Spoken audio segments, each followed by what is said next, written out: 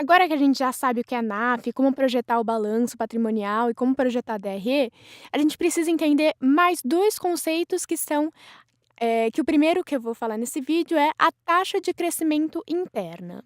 Então, o que é a taxa de crescimento interna? Ela é a máxima porcentagem que uma empresa pode crescer sem que ocorra qualquer aporte financeiro.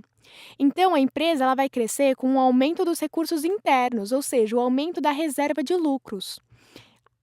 Nesse ponto, né, no ponto da taxa de crescimento interna, a NAF vai ser zero, porque ela não vai ter nenhum aporte financeiro.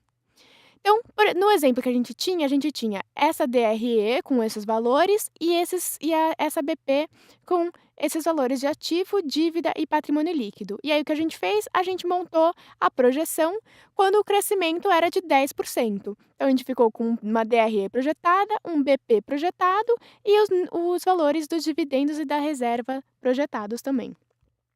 E aí a gente calculou a NAF e achamos que a NAF foi de 553,8. E aí a gente tem aqui que a variação da reserva foi de 46,2 e a variação do ativo foi de 600. E aí, justamente, 600 menos a variação do ativo menos a variação da reserva é a NAF, né? 600 menos 46,2 é o 553,8, que é o quanto que a gente precisaria para pegar de credores para conseguir um aumento de 600 reais no ativo. Bom, vamos imaginar aqui um gráfico que a gente tem aqui nesse eixo X a projeção do crescimento. Aí a gente cria uma reta para o ativo e uma reta para a variação da receita, da reserva. Claramente, o ativo está crescendo mais do que a reserva. Então, a reta que representa a reserva, a variação da reserva, é menos inclinada. E aí, nesse ponto que a gente tem, a variação do ativo foi de 600, aqui a variação da reserva é de 46,2, num crescimento de 10%. E aí, vamos olhar esse gráfico. O que ele nos diz? A gente tem aqui que quando a variação da reserva ela é maior que a variação do ativo, ou seja, nessa área aqui, a gente tem que o total do passivo mais o patrimônio líquido, ele é maior do que o total dos ativos. Então, a NAF que é a necessidade de aporte financeiro, vai ser menor que zero.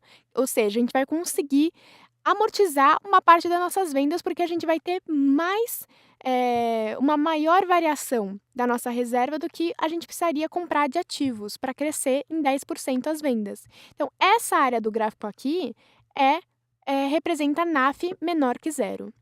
Agora, pelo contrário, nessa área aqui que a gente tem uma variação da reserva menor do que a variação do ativo, aqui nesse caso é menor, a gente vai ter que o total dos ativos ele é maior do que o total do passivo e do patrimônio líquido. Então, a gente vai precisar de uma necessidade de aporte financeiro, a gente vai precisar da NAF. A NAF vai ser maior que zero. Então, nessa área aqui, a gente vai ter que a NAF ela é maior que zero. E nesse ponto, se aqui a NAF é menor que zero e aqui a NAF é maior que zero, no ponto em que essas duas retas se cruzam, a gente tem que a NAF é igual a zero. Então, nesse ponto aqui, a gente tem a taxa de crescimento interna.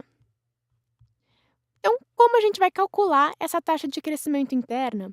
Existe uma fórmula que ela é B vezes ROA sobre 1 menos B vezes ROA, em que esse B ele é a taxa de retenção. Então, é a taxa de retenção vezes o retorno do ativo, menos sobre 1 menos a taxa de retenção vezes o retorno do ativo. Então, vamos olhar no nosso exemplo. A gente tinha aqui um ROA, é o lucro líquido sobre o ativo. Então, isso vai ser 56, que foi o nosso lucro líquido do último ano, sobre 6.000, que é o valor dos nossos ativos no último ano. Isso dá 0,93%. A gente já tinha achado que a nossa taxa de retenção era 75%, então o nosso B vai ser de 75%. E aí, a nossa taxa interna vai ser 0,75, que é o B, vezes 0,0093, que é o nosso ROA, sobre 1 menos essa multiplicação.